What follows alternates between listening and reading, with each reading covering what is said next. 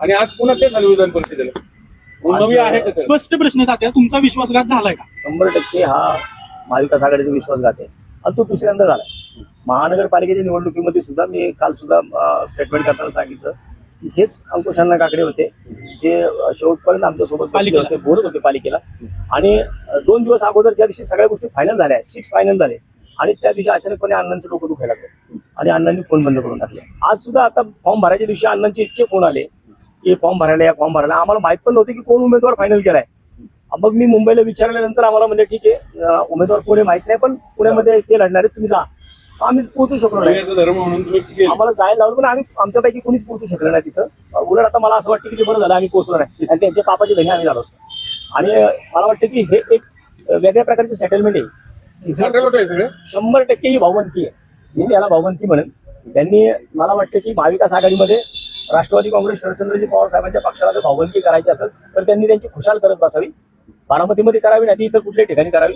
परंतु आम्हाला ऍटलीस्ट काँग्रेसची भूमिका मांडेल, परंतु शिवसेना उद्धव बाळासाहेब ठाकरे म्हणून आम्हाला त्यांनी आता गृहीत धरू नये. कारण हे दुसऱ्यांदा झाले. आज महानगरपालिकेमध्ये तर राष्ट्रवादी काँग्रेस शरदचंद्रजी पवार साहेबांच्या पक्षाने त्यावेळेस सुद्धा अशी भूमिका घेतली नसती तर आज पुण्याचं चित्र वेगळं झालं असतं. आता यांच्यामध्ये तर आता मी जे काही आजच्या दिवसात कालच्या दिवसापासून सगळ्या विषयाचा अभ्यास करतो त्याच्यामध्ये बघा तुम्ही ठाण्यामध्ये तर पाहिलं तर ठाण्यामध्ये सुद्धा राष्ट्रवादी काँग्रेसने माघार घेतली आहे, तिथं माघार घेतली आहे. पुण्यामध्ये त्यांनी माघार घेतली आहे आणि राष्ट्रवादी काँग्रेसने तिथं माघार घेऊन तिथं फाटक साहेबांना म्हणजे शिवसेना एकनाथ शिंदे साहेबांच्या पक्षाला मदत केली आहे. पुण्यामध्ये महायुतीचा उमेदवार म्हणून इकडे राष्ट्रवादी काँग्रेसला इथं मदत झाली आहे. आणि आता जर तिकडं म्हणजे महायुतीला एक प्रकारे इथं मदत झाली आहे इथं पुण्यामध्ये. आणि आता तुम्ही जर तिकडं बघताल साताऱ्यामध्ये, जर साताऱ्यामध्ये तिथं जर अभिषेक जगतापांचं सीट लागलं तर समजा या 3 सीट वाटून घेतल्यात. कारण त्या ठिकाणी तिथं आता शिवसेना दुखवलेली आहे. साताऱ्यामध्ये मारहाण झाली आहे पालकमंत्र्यांना आणि त्यांचा जर पुढे तिथं इगो दुखवलेला आहे असं मला तर वाटतं प्राथमिक दृष्ट्या. जिथं ठाण्यात मदत केली आहे तिथं साताऱ्यामध्ये शरदचंद्रजी पवार साहेबांच्या पक्षाला 100% मदत होणार आणि त्या ठिकाणी अभिषेक जगताप यांची सीट लागू शकते. अशा प्रकारे वाटत हे तुला घेतो ते मला घे आणि माझ्यामध्ये आमच्या आघाडीचा पण वाटतो. साताऱ्याचं आणि ठाण्याचं सोडा, पण पुण्यात तुमचा वापर करून घेतला जातो काँग्रेस आणि शिवसेनेचा राष्ट्रवादीकडून शरदचंद्र पवार पक्षाकडून. आता तसंच म्हणावं लागेल. मला वाटतं की त्यांनी पण स्वतःचा पण विचार केला पाहिजे की आज त्यांच्या पक्षाचे फक्त 3 नगरसेवक झाले, आमच्या पक्षाचा 1 नगरसेवक झालाय. जर कदाचित महानगरपालिकेच्या निवडणुकीमध्ये जर त्यावेळेस जो स्टंट केला गेला ते बाजूला झाले सगळे, त्यावेळेस असं केलं नसतं तर आज पुण्यामध्ये शिवसेना आणि महाविकास आघाडीचे बऱ्यापैकी नगरसेवक निवडून आले असते.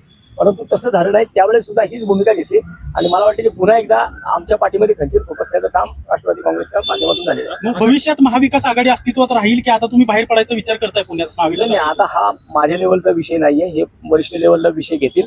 परंतु विचार करावा लागेल. मी मध्यंतरी जी आमची पक्षाची एक माननीय संजय राऊत साहेबांच्या सोबत मिटिंग झाली होती आपल्या बाळासाहेब ठाकरे कला दालनात. त्या ठिकाणी मी मिटिंगमध्ये स्पष्ट सांगितलं होतं महाविकास आघाडी नसती तर शिवसेनेची पुण्यात चांगली परिस्थिती असते. म्हणजे एक प्रकारे महाविकास आघाडी करून शिवसेनेचं नुकसान पुणे शहरामध्ये झालेलं. कालच सांगितलं मी ते मागच सांगितलंय. मी ते मागच ज्यावेळेस म्हणलं काय पुढे व्हायचं ते होत्या, पण पुण्यात तरी कमीत कमी बाहेर पडा. म्हणजे पुण्यामध्ये जर आपण बाहेर पडलो तर आम्हाला चांगल्या पद्धतीने काम करता येईल. आणि मग अजून ह्याच्यापेक्षा वाईट आमचं काय होऊ शकतं. 1 नगरसेवक आलेला तर एका नगरसेवकाच्या जीवावरती आम्ही 5 वर्ष 100% पुणे शहरामध्ये चांगल्या प्रकारे लढत देऊ शकतो. आता महाविकास आघाडीतून बाहेर पडा असं तुम्ही वरिष्ठांना सांगितलं यापूर्वीच म्हणतायत, त्याचं कारण शरद पवारांचा पक्ष आहे, दुसरं कोण आहे? काँग्रेस तुमच्या सोबत आहे. काँग्रेस सोबत असती ना. काँग्रेस बरोबरच्या लोकांच्या आता कालच्या आमच्या एका कार्यकर्त्याचं आंदोलन झालं महानगरपालिकेत, त्यांचे शहराध्यक्ष येऊन बसले होते आमच्या इथं. राष्ट्रवादीचं कोण नाही आलं. राष्ट्रवादीचे शहराध्यक्ष जे आहेत ज्यांना आता तिकीट देऊ केलं होतं, ज्यांना आता उमेदवारी दिली होती, ती कुठे येतात, कुठे भेटले ते कोणाला नाही भेटले ना. आता याच्यातून महत्वाचा प्रश्न असा आहे, दोन्ही राष्ट्रवादी आपण हे घेतात 100% भावंती नाही. ज्या अर्थी महायुतीत एक पक्ष आणि मर्यादित एक पक्ष म्हणजे थोडक्यात महायुतीची बी टीम झाली. त्यांना दोन्ही बाजूला हवंय. त्यांना सत्तेमध्ये पण जायचंय आणि त्यांना विरोधात पण जायचं, विरोधात पण राहायचंय. हे जर अशा प्रकारे त्यांची भूमिका होत राहिली, राष्ट्रवादी काँग्रेसची जर अशी भूमिका होत राहिली तर मला वाटतं याचे सगळं जे परिणाम आहेत ते महाविकास आघाडी भोगावे लागतील. ते मी आता पण सांगितलं. श्रीकांत पाटील म्हणतात की घोडे बाजार होऊ नये म्हणून मी उमेदवारी अर्ज माघारी घेतलाय. घोडे बाजार झालाय म्हणून उमेदवारी अर्ज मागे घेतलाय का होऊ नये म्हणून घेतलाय? तुम्हाला काय वाटतं? नाही, घोडे बाजार नाही सेटलमेंट झालेली आहे. घोडे बाजार नाही ते एक तुला एक मला अशा पद्धतीने हे सगळं राजकारण झाले. म्हणून मी म्हटलो जर साताराची सीट ही शरदचंद्रजी पवार साहेबांच्या पक्षाला लागली तर समजायचं इथं महायुती, तिकडे शिवसेना आणि इकडे राष्ट्रवादी, अशा प्रकारे या 3 सीटांचं वाटप झालं. आर्थिक व्यवहार झाले असतील याच्यात काही? नाही, आर्थिक नाही होऊ शकत. तसे श्रीकांत पाटील साहेब सक्षम आहेत, त्यामुळे त्यांना काही आर्थिक विषय होऊ शकणार नाही. परंतु वरिष्ठ लेवलला जे काही कालच्याला पुढे मिटिंग झाल्या त्याच्यामध्ये कालच्याला आपले जयंत पाटील साहेब पण होते आणि मला वाटतं की त्याच्यामध्ये जर तिकडची एक सीट साताराची सीट जर ही त्यांना सोडली असेल किंवा आतमधनं शिवसेना जर त्यांना मदत करणार असेल तर त्याकरता आज फाटक साहेबांना तिकडं आणि जगताप साहेबांना इकडे होऊ शकतं. इकडे लखनी बिनविरोध झाले, त्यांची जावी, त्यांची साहेब आई. Sorry. म्हणून तर म्हणलं ना, प्रत्येक ठिकाणी जर तुम्ही भाऊबंदी करणार असाल तर महाविकास आघाडीचं वाटवलं. ठीक आहे. तिथले त्यांचे स्थानिक नेते जे म्हणतात शहराचे की वरिष्ठ लेवलला झालेला आहे, तिथल्या स्थानिक नेत्यांना काही माहिती नाही, इथल्या स्थानिक नेत्यांना महाविकास आघाडी कळली नाही, म्हणजे काँग्रेसच्या अध्यक्षाला तर काँग्रेस पण कळली नाही आणि इथल्या लोकांना वरिष्ठ नेत्याने काय निर्णय घेतला ही कळाली. तुमच्या वरिष्ठाशी काही बोलणं झालं होतं? माझं फॉर्म भरण्याच्या टायमाला काही बोलणं झालं नव्हतं. नाही, त्यांचा असं दावा आहे श्रीकांत पाटलाचं की वरती बोलणं झालं असेल म्हणजे वरती मला काहीच माहिती नसेल त्याचं, असं त्यांचा दावा आहे. मला हा. नाही, आज होऊ शकतं ना त्यांचं झालं असेल त्यांचं वरिष्ठ लेवलला, मग त्याच्यामध्ये श्रीकांत पाटील सुद्धा कदाचित त्या चर्चेमध्ये सहभागी असतील म्हणून त्यांना वरिष्ठ लेवलच्या बातम्या कळायला असतील. परंतु मी माझ्या वरिष्ठांना ज्यावेळेस कालच्याला मान्य आमदार साहेब सचिन भाऊ आहेरांना मी फोन केला त्यावेळेस त्यांची जी प्रतिक्रिया होती ती अरे देवा अशी होती. त्यामुळे मला वाटतं की माझ्या वरिष्ठांना पूर्णपणे अंधारात ठेवूनच, शिवसेनेला पूर्ण अंधारात ठेवून ही हा निर्णय घेण्यात आलेला आहे. दरवेळेस म्हणजे राष्ट्रवादी शरद पवारांची तुमच्या दोन्ही पक्षाचा वापर करून दबाव निर्माण करते आणि स्वतःचा हित जपून घेते, असं नाही, सगळं त्यांचं हित होत नाही ना, वाटवच होतं त्याच्यामध्ये.